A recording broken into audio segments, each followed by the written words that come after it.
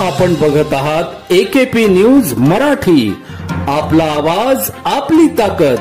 Subscribe करा, share करा, like करा। AKP news Marathi.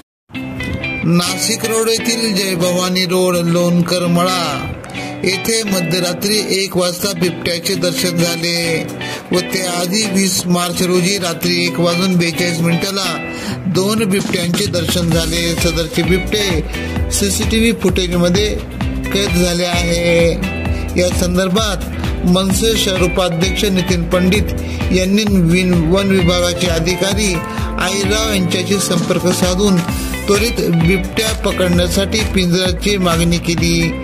या मागणीनंतर लोणकरमळा येथे पिंजरा लावण्यात आला असला तरीही नागरिकांमध्ये भीतीचे वातावरण आहे।